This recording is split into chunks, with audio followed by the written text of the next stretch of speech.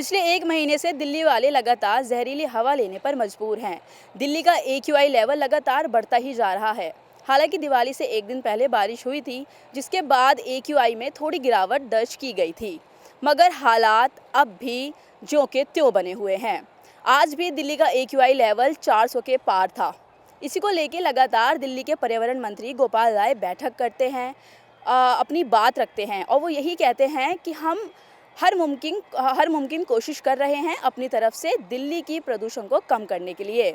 लेकिन हालात आपके सामने हैं और इसी को लेके आज हम मौजूद हैं दिल्ली की यमुना घाट पर।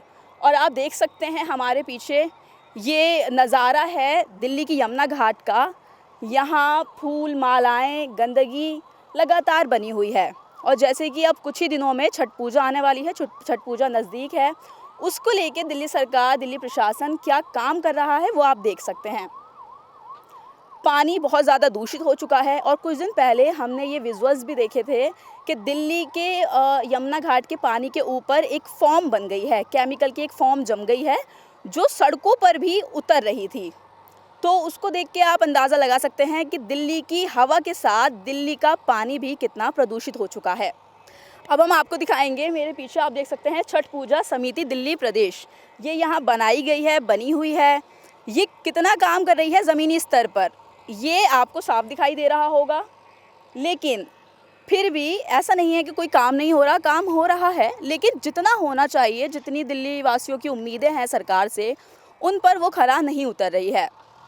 हालांकि पीछे एक जगह बनाई गई है, ये सीढ़ियों से नीचे, जहाँ जो छठ पूजा करने आएंगे लोग वो अपने रीति रिवाजों को अच्छे से कर पाएँ, पूरा कर पाएँ, उसके लिए एक जगह बनाई गई है। हम आपको भी दिखाएंगे। वहाँ उन्होंने पानी का इंतज़ाम किया है, जो कि छठ पर लोग जल चढ़ाते हैं।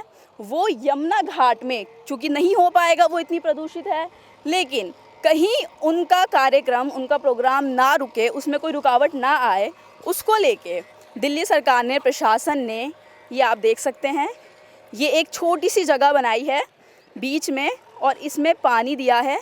ये काफ़ी साफ़ पानी दिखाई दे रहा है। तो यहाँ बैठकर महिलाएं अपनी छठ पूजा अच्छे से कर सकती हैं।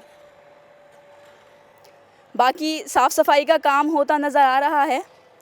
यहाँ भी काफ़ी मिट्टी है जिसको हटाया जा रहा है, लोग लगे हुए हैं, पुताई हो रही है, काम चल रहा है। लेकिन जो दिल्ली की यमुना है उसमें हर साल हम ये देखते हैं कि दिक्कत आती है। हर साल प्रदूषण के साथ साथ ये पानी बहुत दूषित हो जाता है।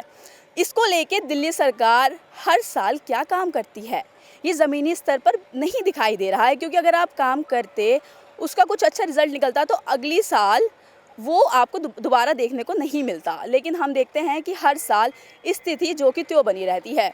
सेम सिचुएशन दिल्ली वालों के सामने आती है, प्रदूषण की भी और यमुना घाट की भी। काम हो रहा है। यहाँ हमने आपको दिखाया कि छठ पूजा जो करने महिलाएं आएंगी उनके लिए अलग से जगह बनाई गई है, वो यमुना में ना करके, क्योंकि वो प्रदूषित है, आप यहाँ साफ़ पानी में कर सकते हैं। लेकिन जिस तरह से, जिस लेवल पे काम होना चाहिए था, वो नहीं दिख रहा है। इसी को लेके आज दिल्ली प्रदेश कांग्रेस कमेटी के अध्यक्ष अरविंदर सिंह लवली जी भी मौजूद थे, आए थे। यहाँ हमने उनसे बात की थी, उन्होंने अपनी बात रखी, उन्होंने यहाँ का जायज़ा लिया। उन्होंने क्या कुछ कहा हम आपको ये भी सुनाते हैं, सुनिए। दिल्ली के अंदर छठ पूजा है तो उसके लिए तैयार नहीं है। यमुना जब हम देखने जाते हैं तो सफाई के लिए तैयार नहीं है, तो आप तैयार किसके लिए हो? चलिए, पटाखे अंदर आ गए तो जो लोग पटाखे जला रहे हैं उनको रोकने का काम किसका है? दिल्ली पुलिस का है, जो केंद्र सरकार के अधीन आती है। SDM और DCs का है, जो दिल्ली सरकार के अधीन आते हैं।